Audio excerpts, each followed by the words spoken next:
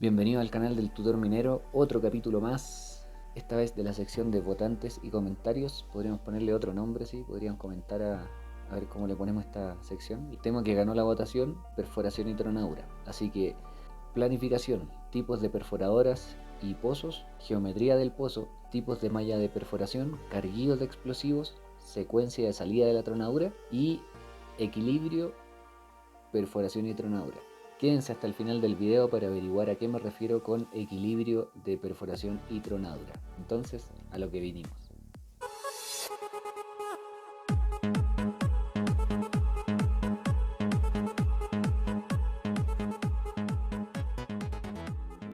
Para el rajo, la perforación y tronadura consiste en la manera más sencilla de disminuir el tamaño del macizo rocoso a una granulometría que podemos manejar con los equipos que tenemos dimensionados en el rajo para su carguío, transporte, chancado, molienda y posterior procesamiento.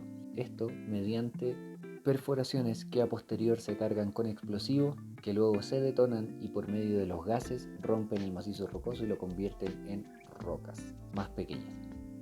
La planificación corresponde y considera la preparación de los patios de perforación, el diseño de la malla de perforación, la alimentación eléctrica y el sentido de perforación. Como va la secuencia de la mina, el avance de una pala va dejando una cota libre para poder perforar el banco inferior, según lo planificado y el desarrollo que corresponde a la fase o a la mina. Los espacios correspondientes que debiésemos dejar para que el sector esté en condiciones corresponden a los pretiles bajos en la cordillera, limpiar la pata de la caja o la caja, en definitiva los derrames que existen en la pared del banco, el piso lo más nivelado posible y delimitar con pretiles el área de perforación separándola del área que corresponde a la ruta o a los perfiles de transporte de los demás equipos de la mina. El sentido de la perforación va directamente relacionado también con la alimentación que tienen los equipos de las perforadoras eléctricas sobre todo. Si no, lo normal es que vean las perfos alejándose entre comillas de las zonas de carguillo de las palas. El diseño de la malla depende de planificación como también del input que pueda recomendar el área de geología y de geotecnia y el análisis de esta información por parte de la empresa encargada de las tronaduras. Puede ser Orica, Enaex, no desconozco si existe alguna otra que maneje la tronadura a otro nivel. Tipos de perforadoras. Más que tipos de perforadoras me voy a enfocar más en los tipos de perforación. Existen perforadoras de todos los tamaños, todos los colores, como lo hemos visto en capítulos anteriores, en la diversidad de los equipos que puede existir. La diferencia es el diámetro y el tipo de perforación. Lo que he visto personalmente son pozos de precorte que entregan una línea post-tronadura bien definida en la pared, posterior al carguillo del banco, que se debe tronar antes de toda la malla del sector, ya que son los pozos que generan una cara libre para cuidar el macizo rocoso, la pared o la inestabilidad del sector. Perforaciones de buffer corresponden a pozos o filas de pozos, mejor dicho, que aguantan, por decirlo de alguna manera, la energía de la tronadura con el mismo objetivo del precorte, que es cuidar la pared del macizo rocoso o de la pared del rajo en realidad. Los pozos amortiguados es en base a lo mismo. Cabe destacar que todos los anteriores mencionados, ya sea precorte, buffer, amortiguada, tienen un barden y espaciamiento específico y muy distinto a los que tienen los pozos de producción, que son los pozos que están más cercanos al borde o a la cordillera del banco. Todos los pozos, sobre todo los que cuidan la pared del rajo, buffer, precorte, amortiguada, primera, segunda producción, dependen netamente de la calidad de la roca, de los tipos de materiales, en fin, del estudio y las recomendaciones que se generaron para el diseño de la malla de perforación. Los pozos de producción corresponden a los pozos que entregan la granulometría casi final del tronado y corresponden a la gran mayoría de las mallas de todo el rajo, a excepción que las que están cerca de las paredes de este mismo.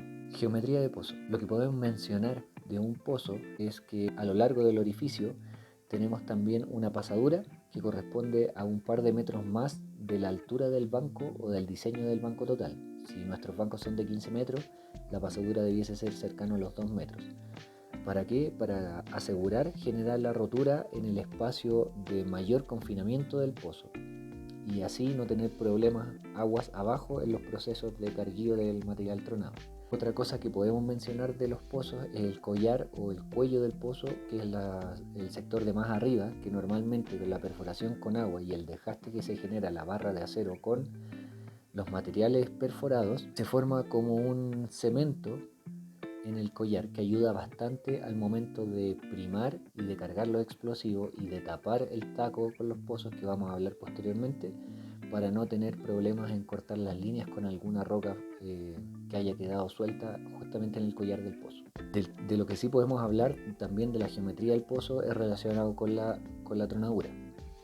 El iniciador corresponde a un explosivo de alto poder detonante al cual se le conectan dos detonadores normalmente, uno de backup por supuesto, igual se puede usar uno, con el riesgo de dejar tiros quedados en la tronadura. Debido a lo antes mencionado, puede ser que cortemos alguna línea con el mismo taco o que exista algún error de conexión con el detonador correspondiente. Por eso normalmente se usan dos. La carga de fondo se inicia con el detonador del iniciador y posteriormente se inicia también la carga de columna. Puede ser la misma en distinta distribución o en distintas formas de cargar los pozos con el explosivo. La carga de columna corresponde al explosivo que se llena hasta antes de la altura total del pozo para confinarlo con el taco, que corresponde a material, muchas veces del mismo de la perforación, otras veces con bolsas de aire, otras veces con grava y materiales específicos si es que queremos algún confinamiento mayor. La idea del explosivo es que genere rotura por medio de los gases a los costados, a su macizo rocoso alrededor del pozo, y no que la energía salga disparada obviando el taco o el confinamiento. Tipos de malla de perforación. Mallas de producción, como lo conversamos anteriormente, corresponde a la que entrega la granulometría casi final en la tronadura. Consta de un solo diámetro, que yo personalmente lo que conozco son perforadoras de 12 1 cuarto. Mallas de contorno corresponden a las mallas más cercanas a la pared. Se genera un trato especial para el cuidado del macizo rocoso y la intención obviamente es no dañarlo. Se debe llevar un cumplimiento de la planificación en términos de ancho de diseño, de berma, ángulo de pared, entre muchos otros factores. Consta de perforaciones más pequeñas en diámetro en comparación con la malla de producción, pero a su vez los pozos tienen menor espaciamiento. Aquí es donde nosotros hablamos, por ejemplo, de la malla en sí de contorno. Considera perforaciones de precorte, buffer amortiguada, primera y segunda producción. Algunas, todas, un par de ellas, dependiendo del diseño de la malla de perforación y la necesidad que se tenga en terreno, de la mano con las recomendaciones que entrega geología, geotecnia, planificación, etc. Los diámetros son variables. Lo que yo conozco personalmente, perforaciones de 7 octavos, 10 5 octavos y a su vez algunas de 12 1 cuarto también. Tronaduras en AB. Consideran pozos desde la caja hasta la cordillera, a todo el ancho. Si revisan los videos del canal, cuando llegamos a los 100 suscriptores, yo les regalé la grabación de un video de una tronadura en AB.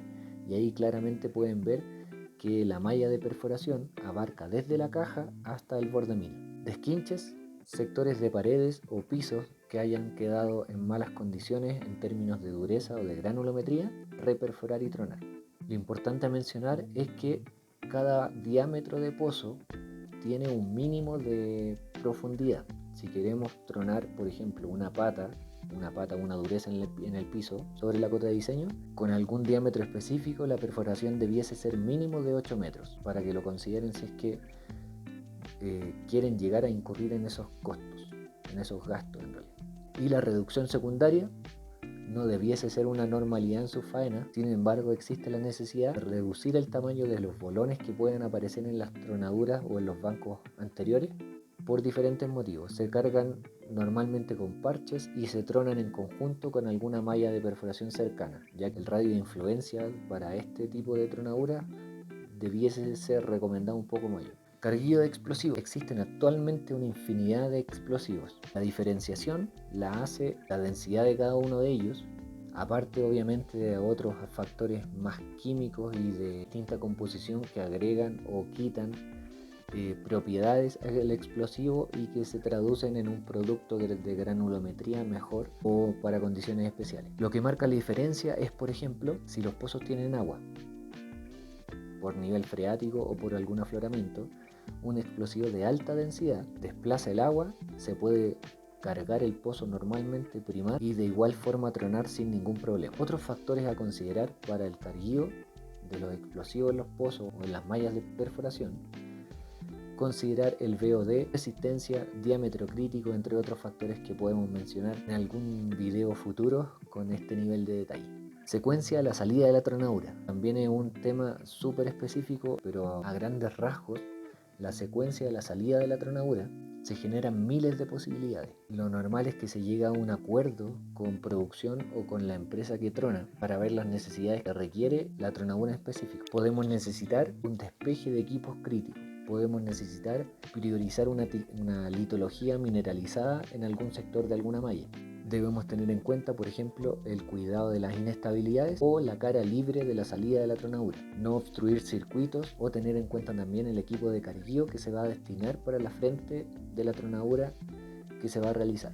Todos esos factores los podemos tener como un input para la secuencia de la salida de la tronadura y conversarlo con las empresas involucradas. Y finalmente, a la reflexión que he llegado entre estas dos áreas que van de la mano, el equilibrio de la perforación y la tronadura, se debe tener en cuenta que el producto de estos procesos es la granulometría. Y si ustedes quieren tener un producto de calidad, se debe invertir en el proceso. Si no invierten en la perforación, no pueden esperar que la tronadura haga maravillas con el explosivo para dejar un producto decente. A su vez, si no invierten en el explosivo y dejan toda su energía invertida en la perforación, tampoco esperen que la perforación haga todo el trabajo de fracturar todo el macizo rocoso y así tener un producto esperado. Deben buscar el equilibrio en la inversión de las dos áreas, tanto en la perforación como en la tronadura, obviamente para tener el resultado de la granulometría deseada. Esta inversión, como le llamo yo,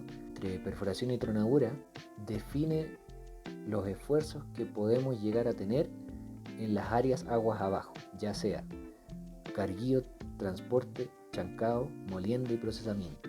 Por lo tanto, es un área que está en la cúspide de la pirámide en términos de influencia en las demás áreas y en el rendimiento de cada una de ellas, de lo que hemos conversado anteriormente en todos los capítulos. Rendimiento de carguío, de rendimiento de transporte y posteriormente, obviamente, el procesamiento o la molienda en el chancado, en los molinos y el procesamiento de los minerales. O sea, es un área importantísima en la cadena de valor que tenemos en la mina. Nos vemos en el próximo capítulo. Suscríbanse al canal. Chao. 5, 4, 3, 2, 1.